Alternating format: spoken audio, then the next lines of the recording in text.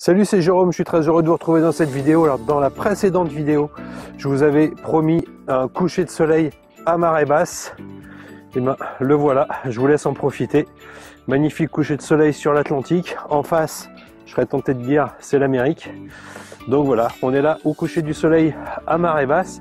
Alors aujourd'hui, je vais vous parler d'une stratégie. Je vous en avais parlé dans la dernière vidéo. C'est une stratégie qui était utilisée ici par les pêcheurs. Et c'est ce qu'on va voir tout de suite dans cette nouvelle vidéo. Alors si vous ne l'avez pas encore fait, je vous invite à cliquer ici sur le bouton s'abonner. Ça vous permettra de recevoir toutes les prochaines vidéos qui paraîtront sur cette chaîne.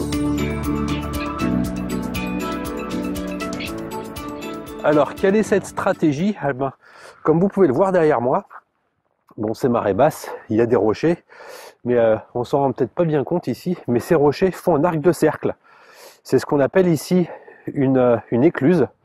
Donc le principe, c'est que tous ces rochers font un demi-cercle le long de la plage. À marée haute, la mer rentre à l'intérieur, elle est prisonnière. Alors quand la mer rentre, bien évidemment, il y a la mer et il y a des poissons. Il y a des endroits avec des cailloux, ils ont laissé des petits passages.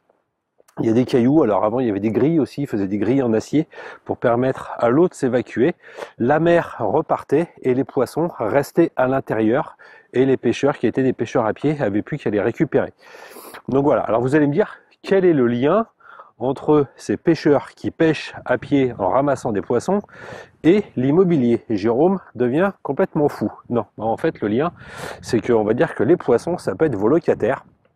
Quelle que soit votre stratégie de négociation, que ce soit de la location saisonnière ou de la location à l'année, quand vous avez un locataire, il faut arriver à l'appâter, il faut arriver à attraper votre locataire et après il faut le garder. Et bien là, ça va être le même principe, c'est que pour le garder, il va falloir avoir des stratégies. Alors les stratégies, en fonction de votre type d'exploitation, vont être différentes. Si vous faites de la location saisonnière, vous allez pouvoir garder vos locataires avec des intentions. Il va falloir être attentionné envers vos locataires. Donc ça va être en étant sympathique avec eux déjà, en leur proposant des services. Donc des services, ça peut être d'avoir un service de repas à domicile par exemple. Est-ce qu'ils veulent, alors pas que vous leur fassiez leur repas, mais leur donner des informations pour qu'ils puissent avoir des repas à domicile, qu'ils aient un petit cadeau en arrivant, mais ne serait-ce qu'une bouteille d'eau dans le frigo.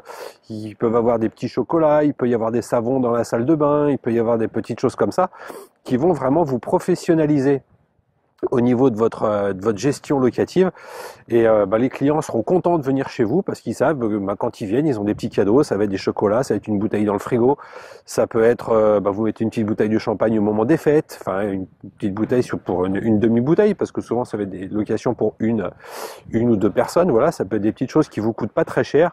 Vous incluez ça dans le prix de la location et ça fait des intentions. Vos clients seront contents de venir chez vous et par la suite, ils vous recontactent directement. Ils passent plus par Airbnb, par Booking, ni rien.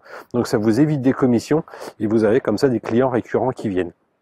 Si vous faites de la location à l'année, ça va être là aussi en étant attentionné pour vos locataires. Donc comme je dis parfois, il suffit juste de passer un petit coup de fil de temps en temps, un petit coup de fil au début de l'hiver pour savoir si le chauffage est bien en route, s'il n'y a pas de problème, un petit coup de fil pour savoir si au niveau des parties communes et tout ça, voir si tout se passe bien.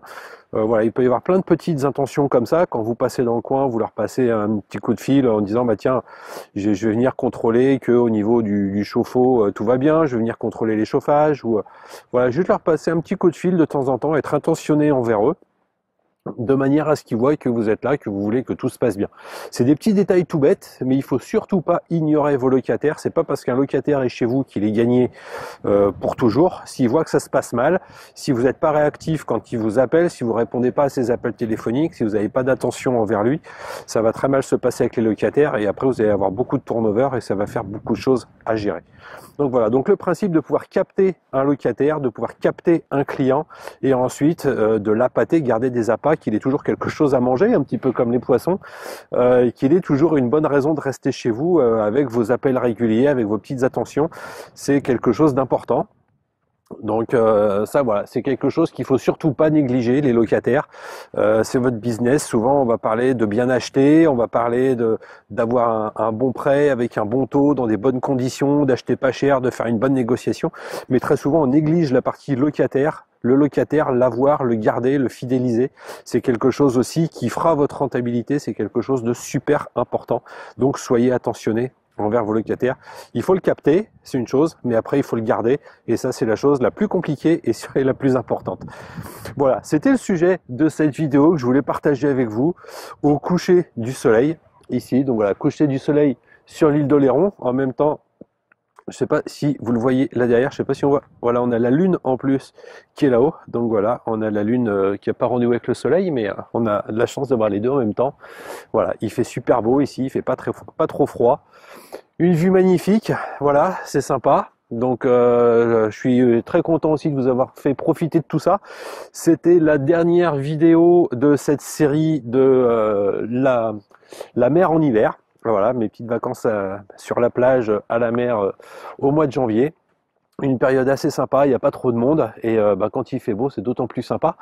Les prochaines vidéos, ça sera dans un autre lieu pour des nouvelles aventures, d'autres thèmes, d'autres informations. Si vous avez aimé cette série de vidéos, n'oubliez pas, vous pouvez vous abonner en cliquant sur le petit bouton qui est en bas à droite de cette vidéo. Et concernant vos locataires, je vous rappelle, j'ai une formation pour vous, je vous l'offre, c'est cadeau, c'est pour vous parce que vous êtes là aujourd'hui encore, comme pour les précédentes vidéos. Vous pouvez l'avoir en cliquant sur le i comme info si vous êtes sur YouTube, ou alors en cliquant sur la photo, ou alors dans les liens qui sont dans les descriptions. C'est une formation gratuite et j'aborde justement le sujet des locataires, comment trouver un locataire, comment le garder. J'aborde ça dans cette formation, il y a un module complet consacré à ça. C'est une formation gratuite en 12 vidéos, c'est pour vous, c'est cadeau, c'est gratuit. Merci d'être ici, merci d'avoir regardé cette série de vidéos. Je vous laisse avec le coucher du soleil, dernière vidéo de la série à la mer. Je vous dis à très bientôt pour des prochaines aventures immobilières. Ciao, ciao!